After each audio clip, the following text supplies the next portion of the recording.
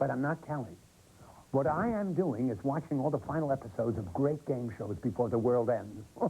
Won't you join me? For 15 years, I've Got a Secret was a popular game show on CBS. And for 15 years, it was bad grammar. The contraction, I've, means I have. Thus, making the title, I Have Got a Secret, well, that's just plain wrong. And as a result, I've Got a Secret went off the air after the April 3rd, 1967 show, which you are about to see. Now, here's our wonderful Steve Allen, albeit grammatically challenged, I've Got a Secret. Lynn Redgrave, and I've got a secret. I've Got a Secret, brought to you by Tegla, the new medicated formula for psoriasis sufferers that gives three-way relief from the symptoms of psoriasis. From New York, here is I've Got a Secret, starring Steve Allen.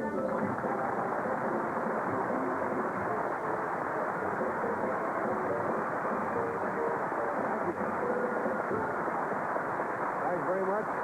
Howdy. Evening, John. And welcome indeed to another edition of I've Got a Secret. Now that we've met Miss Lynn Redgrave, who will be back shortly, let's meet the members of our panel, who are, of course, Betsy Palmer, Bill Cullen, Beth Meyerson, and Henry Morgan. That's our panel.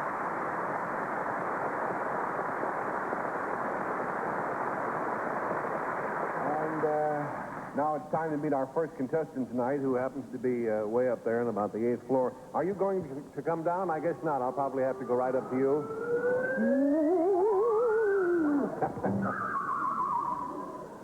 You know, it's pretty scary up here, I'll be honest with you. Would you tell us your name, sir, and where you're from? I'm Stephen McPeak, and I attend Seattle Pacific College in Seattle, Washington. All right. I hope you will live to attend it again. Do you mind if I ask you immediately why we are up here? Because I got a secret. You got a secret? Well, in that case, then you might as well whisper it to me. We'll show the audience what it is.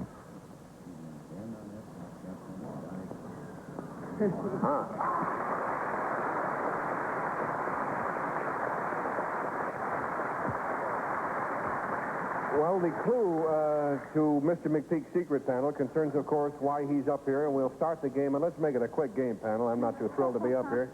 We'll start the game with Beth Myers. Steve, is anything going to happen to any of the partitions that are visible to us? Are they going to open up in any way?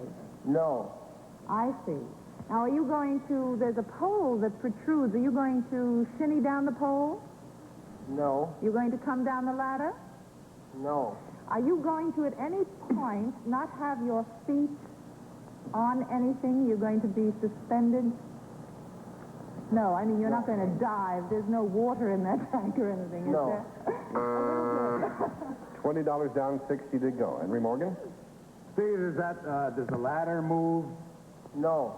I hope not, for both of our sakes. Are you going to remove yourself from where you are now? Yes. Are you going to end up on the ground? No. Are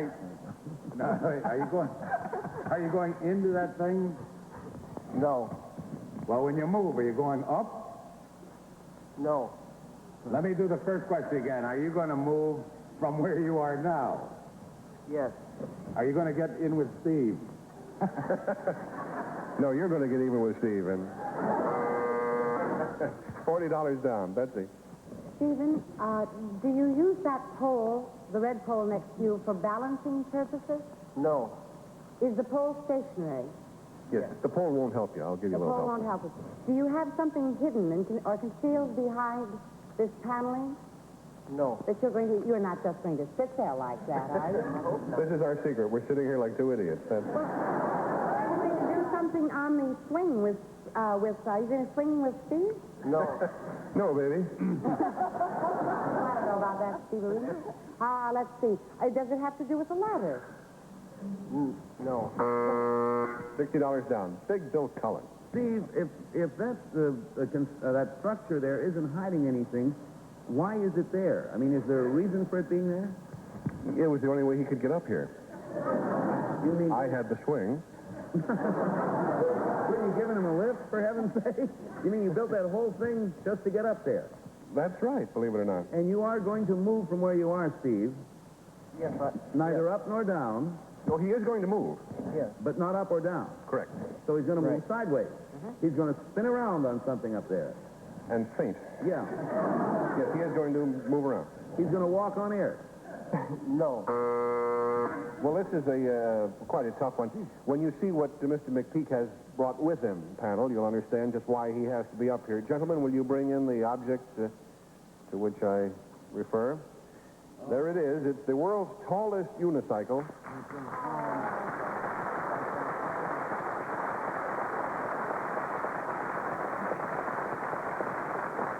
Now, 20 feet may not sound like a heck of a lot of feet, but when you pile one foot up on top of the other, and believe me, from up here it is a heck of a lot of feet. And it's as high as a unicyclist has ever gone and may ever go again. I'm not going to ask you why you ride it, Mr. McPeak, but where did you ever find a 20-foot unicycle?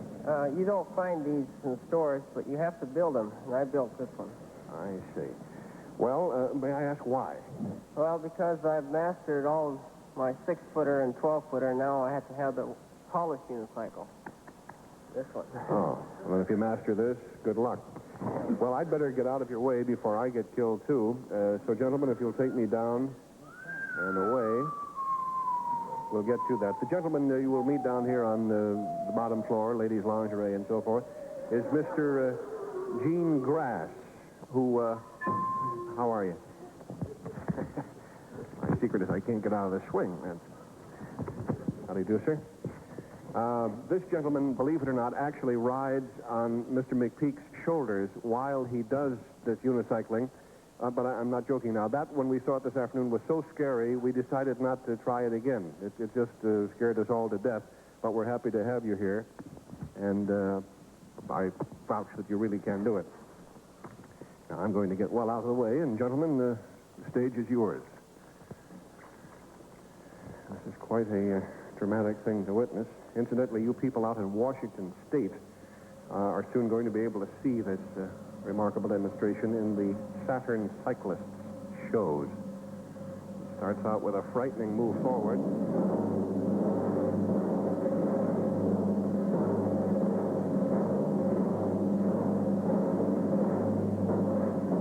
Oh, he stops.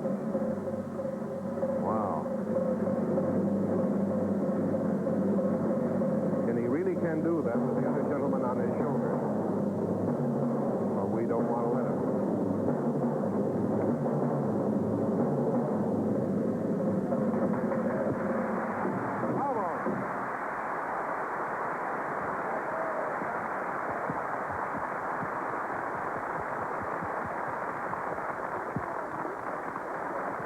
Thank you very much, Steve McPeak, for being with us this evening. It was a fantastic thing. We'll be back in a minute with more mayhem after this message. Isn't that something? Lindsay never cleans her shower, yet it's sparkling clean every time she gets in it. Because she's discovered Tilex Fresh Shower brand. After her shower, she sprays a gentle mist, never scrubbing or even rinsing. Try Tilex Fresh Shower, and you'll never have to clean your shower again. Now stepping into a clean shower is even more beautiful with new fresh mist scent Tilex Fresh Shower brand. It's a new bottle and a whole new scent. Got little pieces of rope all over my Clyde. Now may we have our next contestants, please.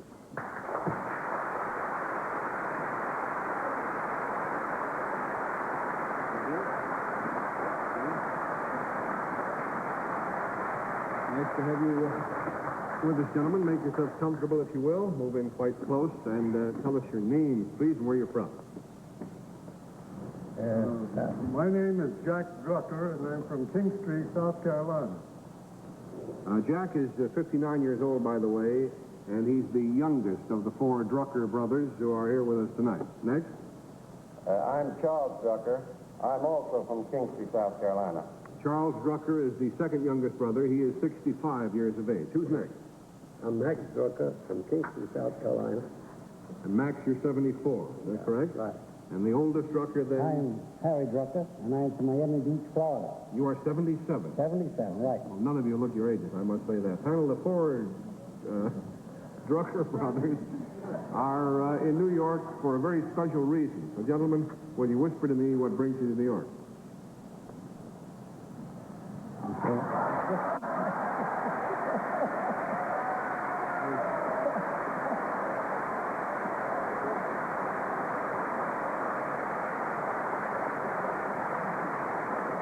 clue to these four gentlemen's secrets concerns the reason that they're in New York, of course, and we'll start the game with Bill Cullen.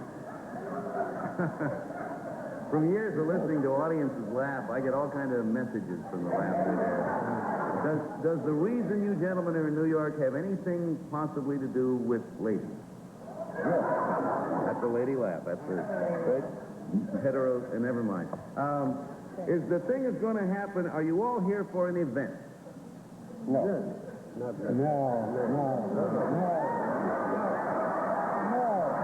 a little family fight. Well, it depends on what you mean by an event, you know.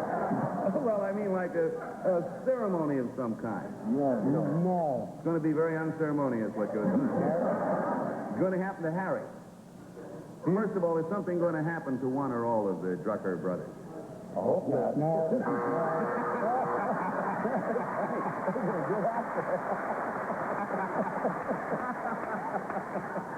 Something happens to somebody every day, you know, it's hard to say. Well, let's go to the next question. $20 down. Beth? Well, it seems to me that Harry was most eager to say no when we talked about an event.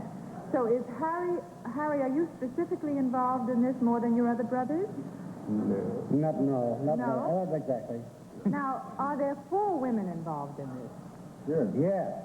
Have you seen these women before? Oh, yeah. Oh, are they your wives? Yeah. Oh, they are. And, so I thought maybe you were all here for blind dates. Interesting guess. $40 down. Henry Morgan? Did you bring your wives with you? Yes. Yeah. Well, have fun.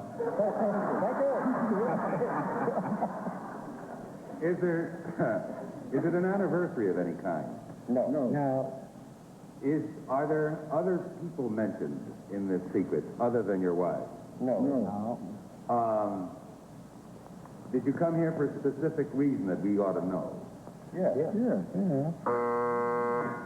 Yes, it was not, however, necessary for them to come here for that reason. I don't care. I'm finished.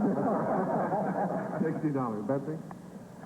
Well, I don't think you can keep good men down, and you all look like good men. So are you all new fathers?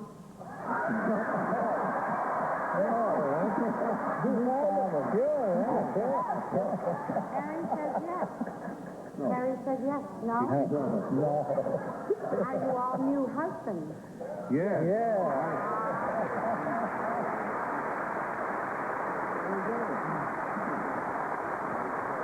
Let's just figure it out. They're all newlyweds, and they're all here in New York on their honeymoon. Gentlemen, we offer you congratulations. Now, did you all get married in a quadruple ceremony? No. Well, I'll tell you what. Let's meet the ladies. I know everybody wants to do that. We'll open the curtains now, gentlemen. Shall we join the ladies as they say? Yeah.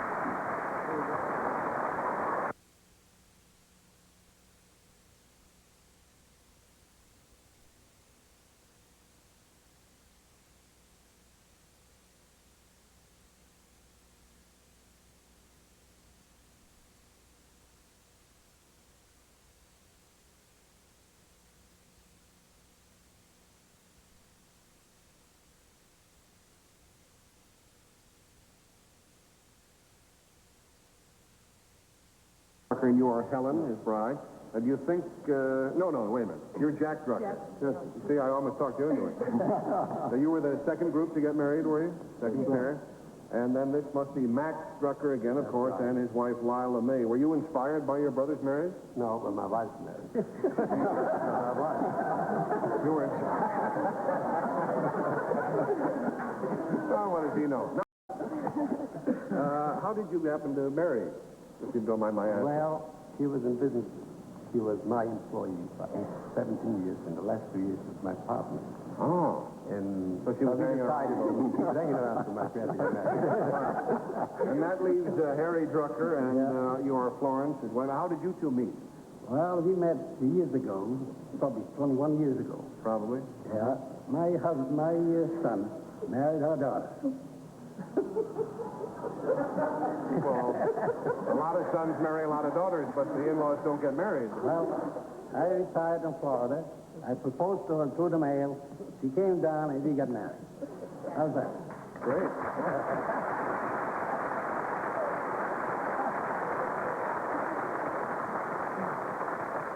So you're not only husband and wife, but you're also in-laws. And Charlie and Jack are brothers and brothers-in-law because they're married to sisters. That makes the girl sisters-in-law because Charlie and Jack are brothers. Would you all repeat that, please? No, I can't. Well, congratulations to all of you and many happy returns. Thanks for joining us. Thank you.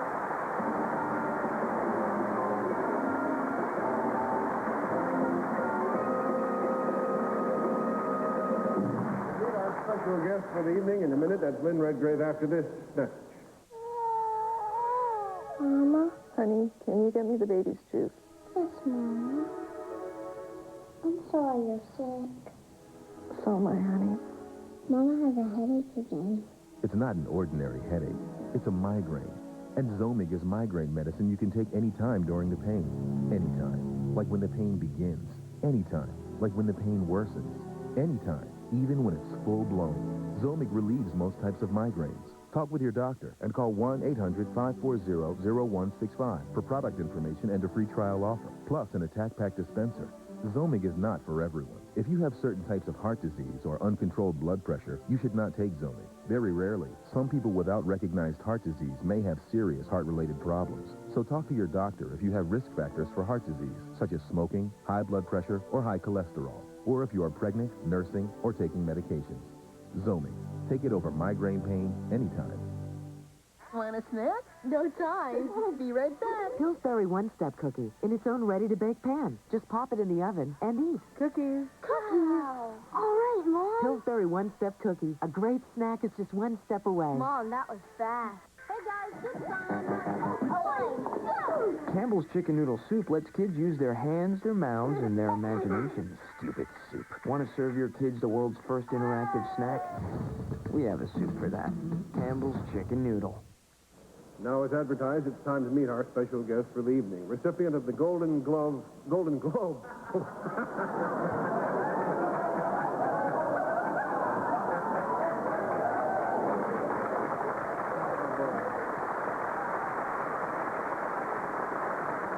It'd be funny if she came out and hit me right in the chops for that. The Golden Globe Award, and also named as the Best Actress of the Year by the New York Film Critics. She has just been nominated for an Academy Award for her performance in Georgie Girl. Currently starring in the Broadway hit Black Comedy, here is England's gift to America, Miss Lynn Redgrave.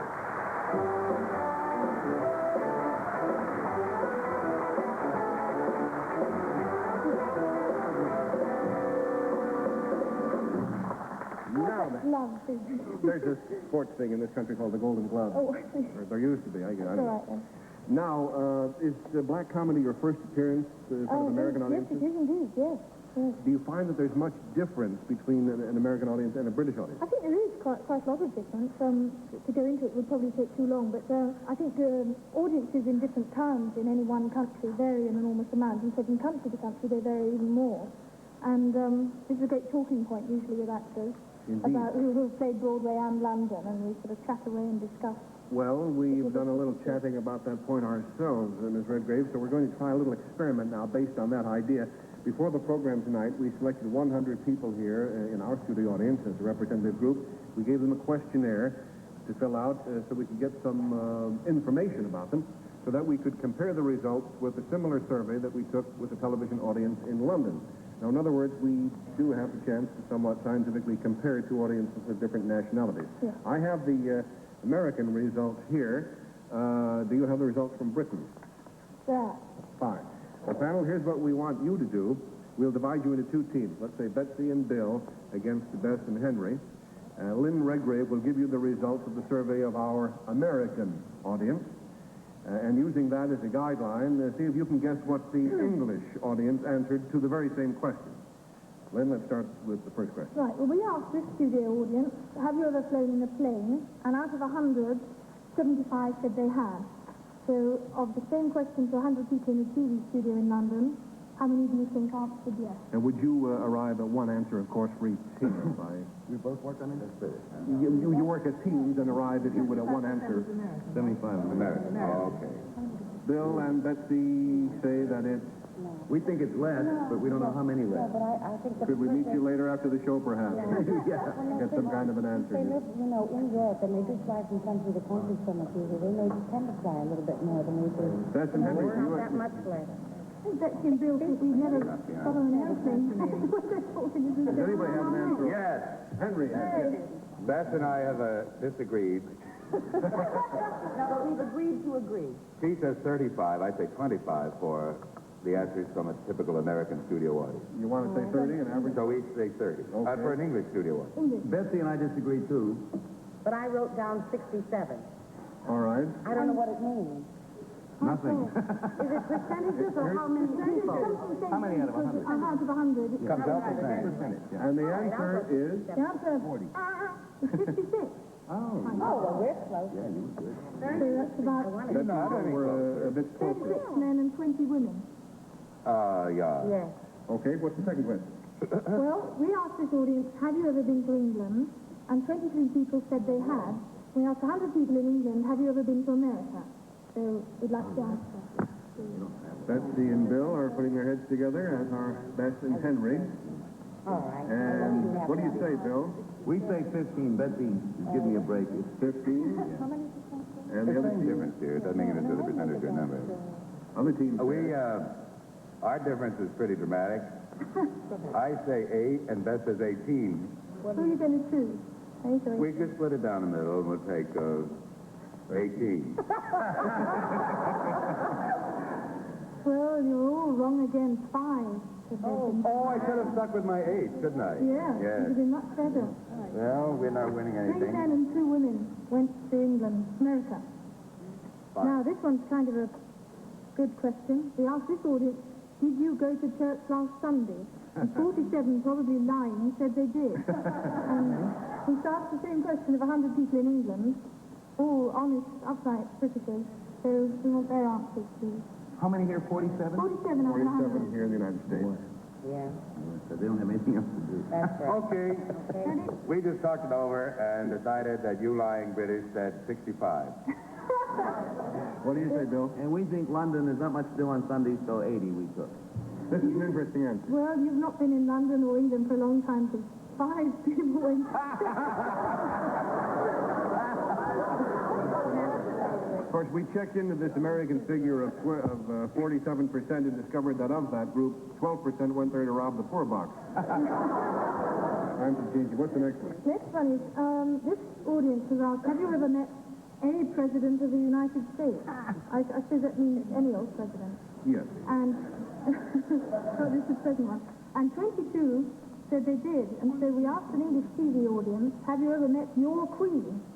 And I suppose that means this specific queen. And she's been queen for quite a long time. So what do you think? And it means me. You really mean me? Yeah. Oh, okay. Well, was it like a garden party? As long as it doesn't mean just waving on the street, you know, from a They distance. could have been at a large garden party or something else. I'm surprised that 22% of the Americans have met a president. So am I. I never They're all met one. lying like the churchgoers. All right, what's the answer from the Betsy and Bill team? We came up with a fast 4. 4% have met the Queen. What do you We say say? a fast none. None. We're gambling. Well, 6 said they met their queen. 1 man and 5 women. Very good. Yeah. We accept. I'm happy. All right, well, we have time for another question. Well, here we ask people here, do you have a telephone in your house? And our audience here answered 92 of us have telephones, they all said. So we asked the panel in notes. Panel, I can't read my own notes. Panel, how many do you think answered yes to that question in England? 92% here. Yeah. 80. 80, says Henry and Beth. And what's We'll go it? 60. 60. Well, you're sort of not really right. 52 have a telephone. Well, it's not really bad, Closer though. on that one, yes. I find that very hard to believe that only 52 people in your English. What English audience did you get? I don't know. It's television studio audience. Of course, the people who go to studio, who sit in studio audiences at various programs are not entirely representative of a whole society, No. for better or for That worse. I would think it's true, yeah. Well, Have another one? we have another one here, and this was to women only. And the question was, have you ever worn a bikini in public, I think it has to be stressed. And of the 50 women this is out of who helped us here, 10 said they did, and 50 women in England were asked this. So how many do you think? Out of 50 now. What did they look like? None of your business. 10 said? Out of 50. Oh, Five. five or fewer. 5 in England, say Betsy and Bill, and Bess and Henry. I got it down to 3. 3? What's the answer? 17. They did very well there. I'll now try 24. A little more daring in England. Oh, heck, I thought we had time for another. Out of, I wonder what percentage of people get annoyed by that buzzer when it cuts in and you're having fun. Well, then, this was a fascinating idea, and I do hope you'll join us again soon and play this game again with us. At the moment, we'll be right back after this message. Imagine this is Florida, and that's Walt Disney World, SeaWorld, Universal Studios, Epcot Center, and this is Kissimmee St. Cloud, offering the closest and most affordable accommodations in the middle of Central Florida's best attractions. Call 1-800-992-KISS, and we'll send you a free vacation guide with information on affordable hotels and campgrounds. If you can stay here, why stay anywhere else? Kissimmee St. Cloud. Location is our biggest attraction. You want drama? The $100,000 Pyramid with Dick Clark. Weeknights 5 and 10:30 Eastern, only on Game Show Network. Every year we surprise someone with $10 million. But not this year. Publishers Clearinghouse kicks off the 21st century with $21 million. Live on TV Super Bowl Sunday. Watch your mail or go to PCH.com and enter. Every day, people ask me how to lose weight. There's really no secret. You got to eat right and eat less. That's why I recommend Dexatrim. Just one Dexatrim curbs your appetite all day, so you eat less and lose weight. I lost 8 pounds. Dexatrim, proven to help you lose weight. Walter, Mark Goodson, I'll get you for this. Oh, hello there, folks. Say, that wraps up I've Got a Secret for tonight. As a matter of fact, it wraps up I've Got a Secret. This is our 15th and final season on the air. And this, of course, is our final program. So for all of us here around the old campfire, meaning Betsy Palmer, and, of course, the ever-popular Bill Cullen, and Bess Meyerson, and Henry Morgan. And if any of you incidentally care to make any statements, I think now would probably be as inappropriate a time as I can think of. Well, just remember that when you close the door, a new one opens. Each and every one of you. And I would like to say thank you to all the people out there who've made my life so happy these last 11 years. And I'll see you around. I've been on 15 years and I haven't done one moment's work. I admit that.